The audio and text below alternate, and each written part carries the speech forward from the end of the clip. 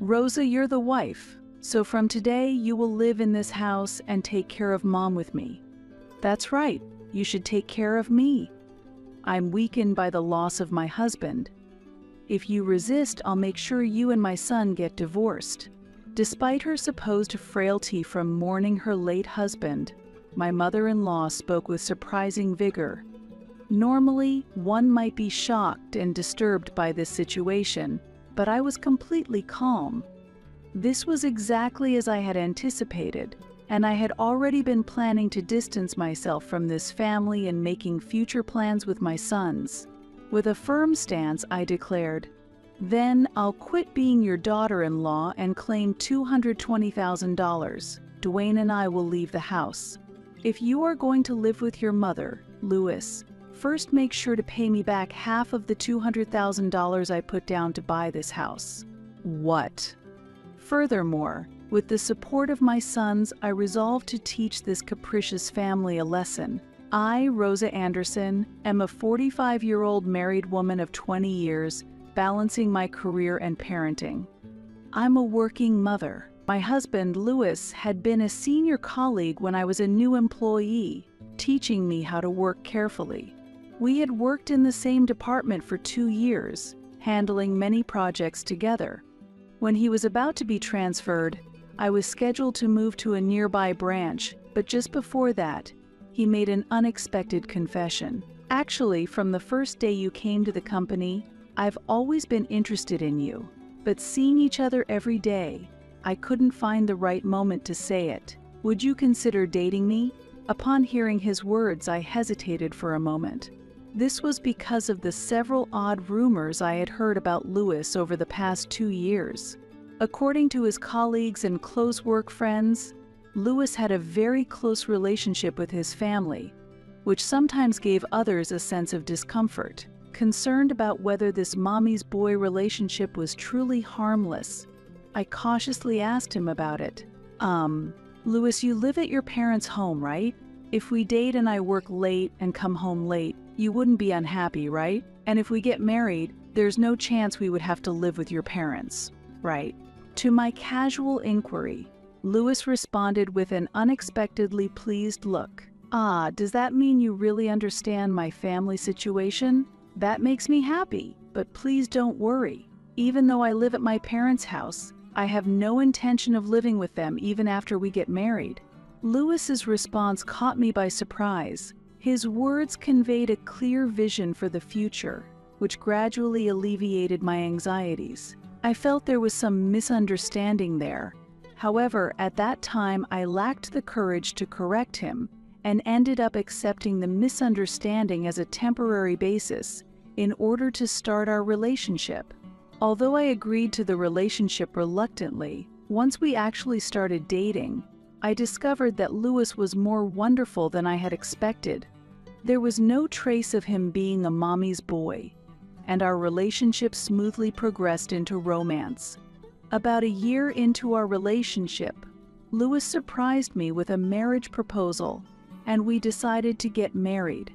After the wedding, my in-laws were incredibly warm people, and I felt truly relieved about my relationship with them. However, right after the birth of our first child, Hector, the new parent anxiety was palpable, and sensing this, my in-laws did not visit very often, opting instead to behave modestly.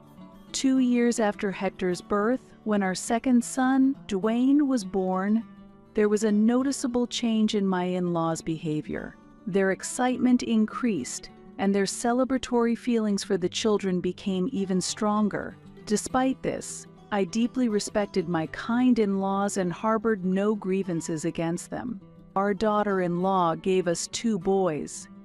"She is truly wonderful," my mother-in-law would often say, which pleased me, and I felt that they saw the boys as the future successors of our family. As time went on, my in-laws visited our home more frequently. My mother-in-law often came with my father-in-law, making our house quite lively, while my modest father-in-law always seemed apologetic towards me, as if she was imposing. My mother-in-law showed no signs of leaving and often stayed and talked for hours. The occurrence of this situation might partly be because our current house is coincidentally very close to my in-laws' house. With this in mind, I decided to bring up a suggestion to Louis. Hey, now that our family has grown, should we consider moving to a larger place? I suggested. Louis appeared a bit puzzled and asked, "Eh? Do we really need to? Do you know any other family that is moving as well?" I explained using the example of friends who had recently taken out mortgages to buy new homes.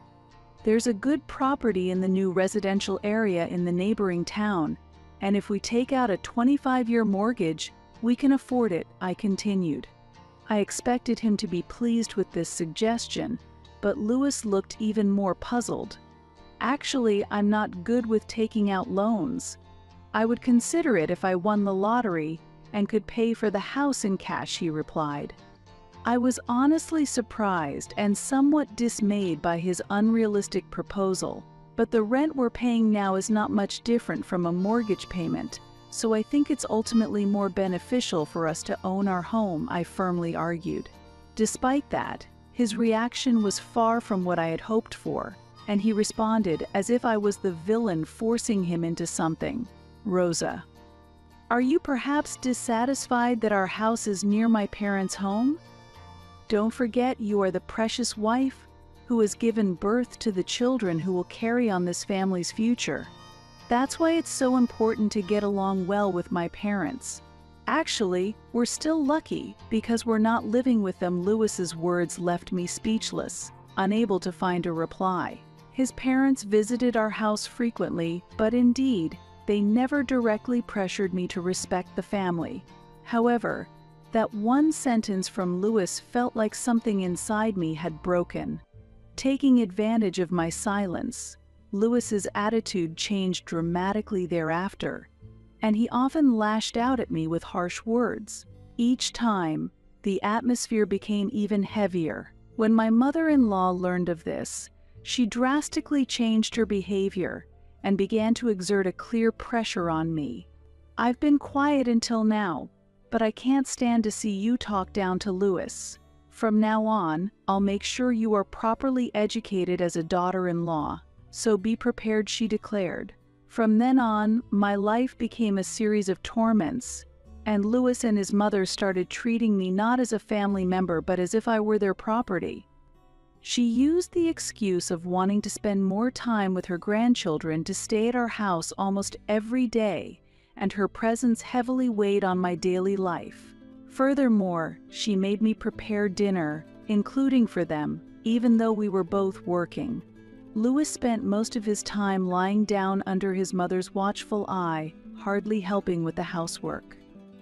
I had no choice but to follow the instructions of my mother-in-law and Louis, unable to express my own opinions. However, as the children grew up, especially our eldest son Hector, he began to express his dissatisfaction with his grandmother's actions without reservation. "Grandma, please don't overwork Mom." At Kevin's house, his grandmother helps out with cooking while his mom works, Hector said. Hector's words felt like a ray of light to me, offering a glimmer of hope and salvation. However, my mother-in-law countered his opinion mercilessly. She was strict even with her grandson Hector, refusing to acknowledge any complaints against herself. "We are different from other families. We decide things in our own home. Are you saying this because your mother has been influencing you? Rosa, you're not doing a good job with parenting," she shouted loudly. Faced with these words, I had no choice but to apologize. Even though I felt it was unfair deep down, I ended up scolding Hector. "Hector, you shouldn't say things like that. It's not right to speak to Grandma that way," I said, even though I felt sorry for him inside. "Why? The problem is with Grandma? Do you know how busy Mom is? Grandma just sits around doing nothing," Hector argued back. Hearing this, my mother-in-law, trying not to be put at a disadvantage, advised Hector again. "Well, it's not that you are wrong per se, Hector. The real problem, I think, is that your mother isn't disciplining you properly," she declared. which weighed heavily on my heart. Provoked by the inappropriate comment, Hector visibly got angry and stood up. "I can't take it anymore. I really hate Grandma," he shouted, and overwhelmed with anger, he left the dinner table without eating and went back to his room. Witnessing this scene, the younger Dwayne, unable to understand the situation, began to cry. This incident further heightened the tension within the family. Seizing this moment, I decided to discuss the purchase of a house with Louis again. I knew he was hesitant about using a loan, but he agreed to a plan where we would save diligently together and pay in cash when we had enough funds. However, I understood that it would take a long time to acquire the home we wanted. I was determined not to accept any help from my in-laws. Therefore, I reviewed our household finances, made every effort to save as much as possible, and committed to economizing wherever feasible. Now, 20 years into our marriage, we finally managed to buy our own home. Considering that Dwayne would be an 11th grade student and facing exams next year, I prepared a study room for him facing the window on the second floor.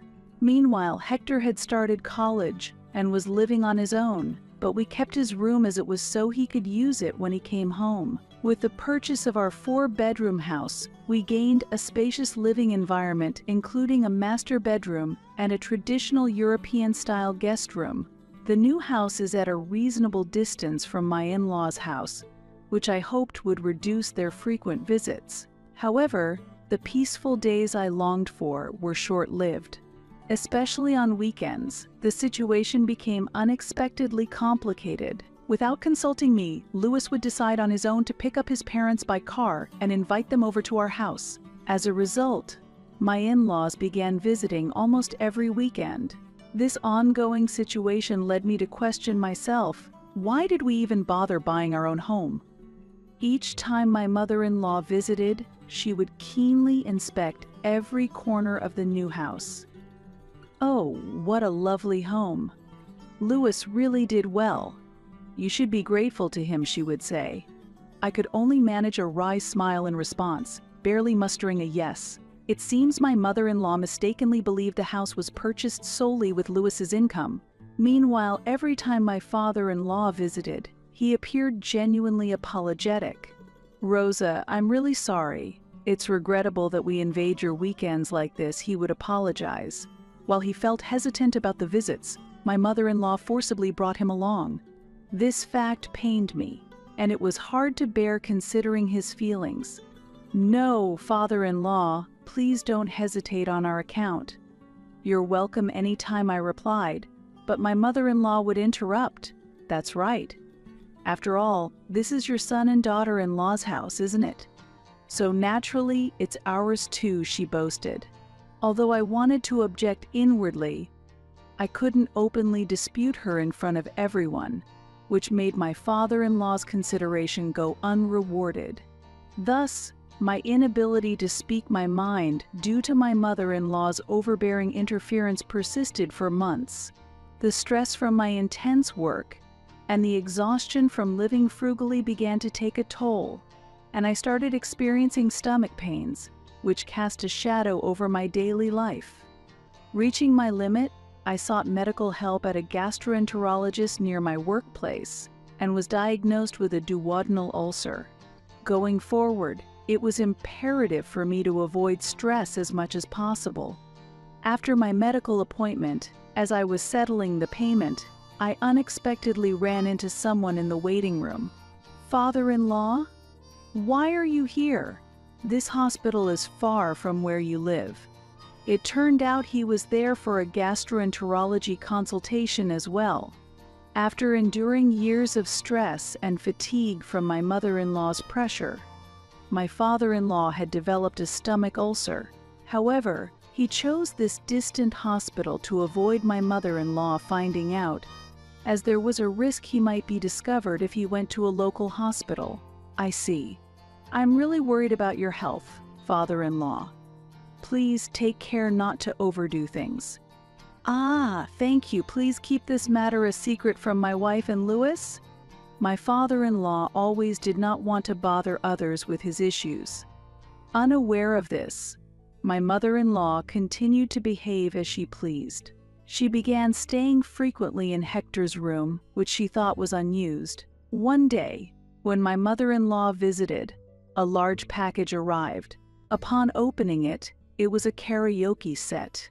"Look at this. There's an unused room, right? I'd like to put it there. There are too many troublesome people in my neighborhood, and I can't enjoy karaoke at home." That's problematic. Our house isn't soundproof, and we have neighbors to consider, plus we've just moved in, so I'm worried about what they might think. However, Louis brushed over what I said. "Just allow this. It's her only pleasure," Louis lightly responded. "But Dwayne is preparing for his exams, and regarding karaoke, she can do it outside, which is cheaper during weekday afternoons." "Really, you make such a fuss. I dislike going out, so it's better for me to relax at home. There shouldn't be a problem, right?" "Oh yes. He can study when she is not around." How long will these self-centered attitudes continue? Meanwhile, my father-in-law looked at me again. I could tell he was trying to apologize to me. I was worried about his mental state if this situation continued. Afterward, there was no contact from my mother-in-law for a while, and I had a nagging feeling of unease. Then, while I was at work, I suddenly received a call from her. She said hurriedly, with tears in her voice, "I'm so glad I got through. I tried contacting Louis, but there was no response. Dad is in critical condition. Please come quickly." I immediately left work and rushed to the hospital I was directed to.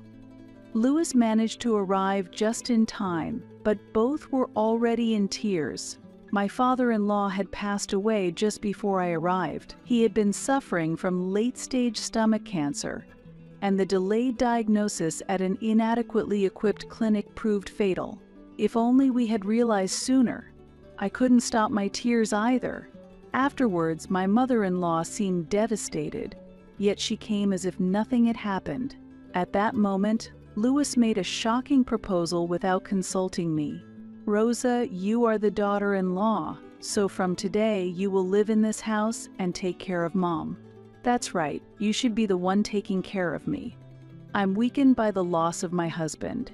If you resist, I will make sure you and my son get divorced." Surprisingly spirited, despite supposedly being weakened by my father-in-law's death, my mother-in-law insisted on this arrangement.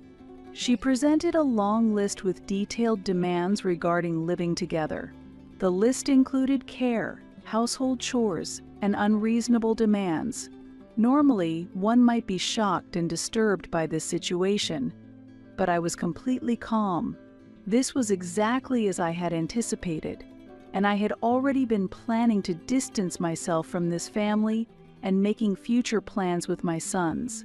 With a firm stance, I declared, "Then, I'll quit being your daughter-in-law and claim $220,000. Dwayne and I will leave the house. If you are going to live with your mother, Louis, first make sure to pay me back half of the $200,000 I put down to buy this house." What? The two were shocked by my words. This was true especially for my mother-in-law. Her face showed pure astonishment. Rosa contributed $200,000? Louis, you said you bought this house in your own name, didn't you? Caught off guard, Louis looked flustered. "What are you talking about, Mom? Rosa is just spouting nonsense. It's all lies. She's just trying to squeeze money out of us because she knows we can't make it without her," Louis said. My mother-in-law completely believed his words and seemed relieved. "Oh, was that it? I almost got tricked. There's no way Rosa, just a housewife, could earn $200,000 on her own. You're really bad at lying." "Mother-in-law, why would you say that? I've never quit working since before I was married, and I currently hold a higher position than Louis. Also, my company allows me to have a side job." I explained this as I pulled out my salary slips and records of payments from my side job. Louis was shocked to see them. "What? You're earning this much now? But how can you make so much from a side job?" This is the result of my continued efforts.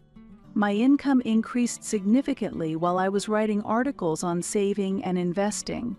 The nature of my side job was hard for my mother-in-law to understand, but she seemed to accept that I was earning well.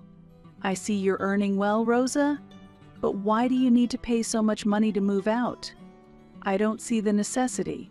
In response to her question, I showed her the house ownership contract and the receipt from the purchase. Look at this, mother-in-law. When we bought this house, we each contributed our share and registered it under joint ownership. As the records show, we each paid half. Therefore, I have a $200,000 stake in this house. My mother-in-law carefully reviewed the documents. After confirming everything, she sharply looked at Louis. "What are you doing? Are you lying to me, Louis? How could you deceive your own parents?" My mother-in-law was tearful, visibly distressed about the future. Despite this, Louis looked at me with a puzzled expression.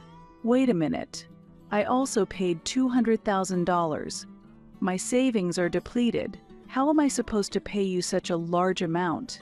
Because we share ownership of this house, if I leave, you need to buy out my share to make the house solely in your name. Otherwise, it would be difficult for you and mother-in-law to live here together." At that, my mother-in-law gasped in surprise. "No, that would be problematic. I've already let go of the previous house. I thought about selling it, but demolishing that old building cost a lot, and I was left with nothing.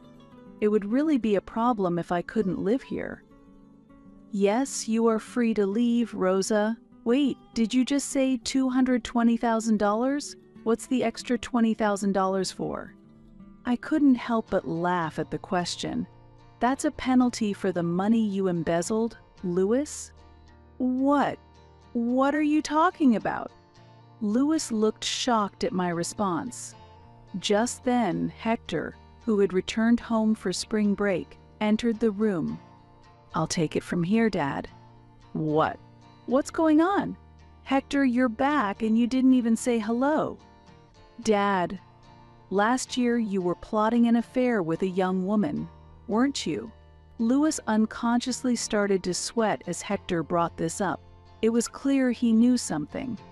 Seeing Louis recall the past, Hector pulled out his phone from his jacket and showed a specific screen to him. On the screen, there was an image of Louis smirking while embracing a young woman tenderly. "What are you doing, Hector?" "This is from our high school senior class chat. We've kept in touch since graduation. And this girl next to Dad here, she's an old friend of mine." Louis had recently attempted an affair with this woman. Given that she was Hector's old friend, she would have been underage at the time. Yet Louis, without any sense of guilt, boldly stated, "And what's the problem? I haven't done anything wrong with her." From the woman's displeased expression next to him, it was evident that nothing had happened and that Louis had been the one making advances. Hector continued the conversation, his expression indicating he understood the facts. "She was the top student in our class, always focused on her studies. As you can see, she's beautiful. And she's still managing a career and her studies, a respectable woman. So, she would never be interested in men like Dad, who think they can get favorable attention by showering young women with gifts." "What did you just say?" Enraged by his son's contempt, Louis suddenly raised his voice. I had heard from Hector before that she worked at a diner that Louis frequented. She worked during the day to help support her family and attended university at night. However, Louis, without knowing her circumstances and exploiting his position as a customer, persistently pressured her to date him. Imagine how frightened she must have been, being repeatedly propositioned by an older man. She was seriously troubled and discussed it in a group chat with Hector and other former classmates, who were her confidants. One of them had asked to see a photo of the man, so she posted a selfie she had taken with Louis. When I saw this photo, I was so embarrassed I turned red. I never imagined that the man doing such embarrassing things would be my own father. Despite his advances, she refused him, but she was confused by the repeated gifts Hector explained. Hearing these facts from his son, all color drained from Louis's face. He might not have realized she was uncomfortable. Then he looked at me, his expression pleading for some form of help. He was probably trying to justify himself that he hadn't actually had an affair, but I am not so forgiving. In fact, Hector had already informed me about this. That's why I secretly checked your bank statements. Indeed, money unrelated to our daily expenses was being withdrawn bit by bit. The total amounted to $20,000. Really, Dad, you're the worst. Mom has been working her job and side job, scrimping and saving for our home. And just to be clear, Mom has been paying for our schooling too, without any help from you. Chastised by Hector, Louis hung his head in shame. He muttered quietly, looking down. I too. No matter how hard I tried, I always felt pressured by Rosa to save money. It was crushing me. That's why I was seduced by temptation. Hearing this, my mother-in-law comforted Louis by gently patting his back. You shouldn't blame yourself. Louis, you did nothing wrong. The problem is with Rosa, not you. You felt lonely, so you looked elsewhere. Rosa has no right to blame you. She said this as she vehemently scolded me. Unable to contain her anger, she turned to Hector, her fury intensifying. And you, Hector. Like mother, like son, huh? What kind of attitude is that towards a father who has cared for you all these years? You've been spoiled since you were a child, always acting so high and mighty, and you're far from endearing. Just moments ago, she had been feeling insecure due to the disadvantageous situation, but her son was clearly the most important thing to her. She continued to vehemently criticize us. However, no matter how much she resisted, the truth wouldn't change. I had a lot more I wanted to say to her. Mother-in-law, are you not the one who is truly unsuitable as a wife to your late husband? What? What are you saying? Taken aback by my sudden question, she stared at me in shock. At that moment, I remembered the gentle face of my father-in-law, and tears spilled over. With desperation, I let all my sadness pour out to her. Father-in-law, he endured without saying a word about your arrogance. Still, he didn't want to worry you and silently went to the hospital. He had an ulcer, but if he had received treatment at a better equipped hospital, mother-in-law, if you had been a little more compassionate, his cancer might have been discovered earlier. Her face gradually turned pale. So, it's my fault he died so soon? No, that can't be. No. She cried out and collapsed into tears, covering her face with her hands. Watching this, Louis comforted her by gently rubbing her back. Are you okay, Mom? Rosa, why would you say such a thing? Dad's death was due to illness. It's not Mom's fault. Stop it, Dad. Responding to the heated argument, Dwayne emerged from the living room. He had been tidying up around the house. What's going on now, Dwayne? I hear you've been slacking off on your studies recently. Have you given up on going to college?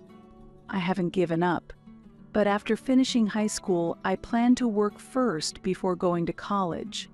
I love Mom, but I don't want to live depending on her like someone else. Dwayne's determination was firm, but Louis and my mother-in-law frowned at his words. Is this your doing too, Rosa? Always looking down on your father? Really, none of the grandchildren in this family have been raised right, not a single decent one among them. Is it wrong for me to pursue my education? I don't want to be an adult who depends on his parents forever like Dad. Louis was left speechless by this remark. My mother-in-law muttered in disbelief. I can't believe this, clearly unable to argue any further. Dwayne had grown up witnessing his grandmother come to the house and spoil Louis. He had decided long ago not to follow in his father's footsteps. So when I discussed the idea of leaving Louis and moving out, Dwayne had said, "Then I'll go with you, Mom. It might be tough until I graduate from high school, but after that, I'll work and pay for my own college tuition. So Mom, don't worry about me." Despite my worries about the unstable influence of their father, both children had grown up strong and independent. Louis looked at Dwayne with a disdainful eye, accusing him of being impudent. However, no matter how sternly he glared, he was no longer able to raise his voice. Dwayne was preparing for us to move out while everyone else was arguing. When Louis realized that we were ready to leave at any moment, he finally broke down. "Well, if you're leaving the house, that's one way to go. But it's not feasible for me to pay for your share in one go, Rosa. Please, if you can settle it with monthly payments, I'd like to transfer the house to my name." My mother-in-law, witnessing the scene, also broke down. "I beg you too. I can't have a peaceful life if things stay as they are," she pleaded, breaking down in tears. In the end, I agreed to accept monthly payments from Louis, and Dwayne and I left the house. The $20,000 Louis spent on the young woman was included in the monthly payments as part of the divorce settlement. I also proceeded with the divorce papers. However, our departure was a major blow to Louis and his mother. Louis had never once done any cleaning or laundry, and his mother was mostly helpless as my late father-in-law had managed most household chores. After everything had settled down, I went to Louis's place to get him to sign the divorce papers. However, when I visited, the house was already a mess in less than a week, with trash overflowing both inside and out, and a foul smell that required me to cover my nose even before entering the doorway. This situation has evidently become a nuisance to the local residents, and not merely because of the trash. My former mother-in-law appears to still be indulging in her karaoke sessions. Even when I visited, I didn't see her, but her singing was resonating loudly. It seems inevitable that complaints from neighbors would arise if this continues. Indeed, I found a note in the mailbox written in large letters, "Stop singing karaoke at home. It's noisy." The provocative message was surprising. Despite the warnings from neighbors, it appeared that my former mother-in-law was not inclined to stop her karaoke sessions. After the divorce was finalized, I had to visit Louis's house again because, over the past few months, his repayments had ceased, and I needed to press him about it. However, upon arriving, I found the house empty and in a worse state than before, resembling more of a garbage dump. Local residents informed me that my former mother-in-law continued singing until late at night, and eventually the neighbors called the police. They were instructed to clean up not only the outside but also the heaps of garbage inside, which were left untouched. Due to their weak connections with the community, nobody knew exactly when the two had left.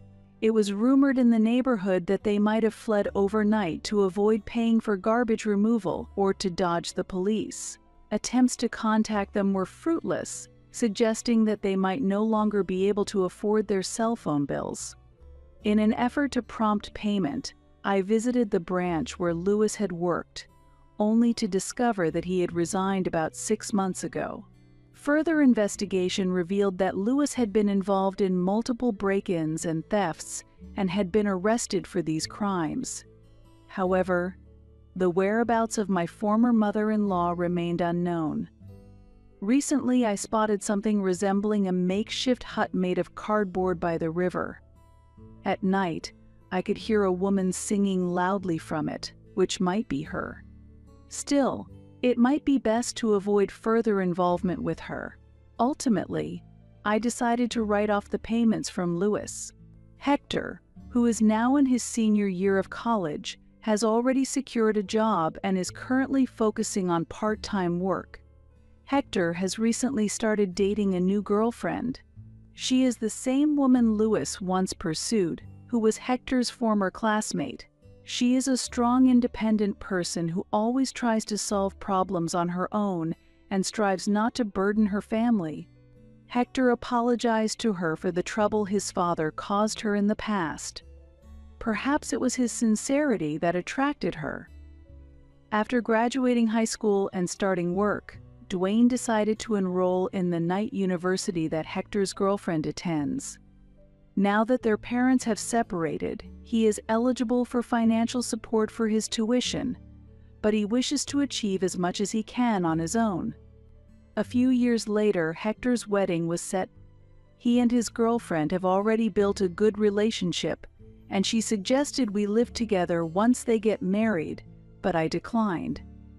I believe it is better for parents and children to live independently, to avoid unnecessary concern for each other. I explained this to her and told her, marriage is about supporting each other, and it's important to work together as a couple. If you ever need help, you can always rely on me. She responded with tears in her eyes, "Yes, thank you." I am truly happy to see Hector surrounded by wonderful people, and am incredibly satisfied seeing how well my sons have grown. My own income is stable, and I have had no financial troubles following my divorce from Lewis. Now that the challenging phase of parenting is over, I plan to find new hobbies to enjoy more of my personal time.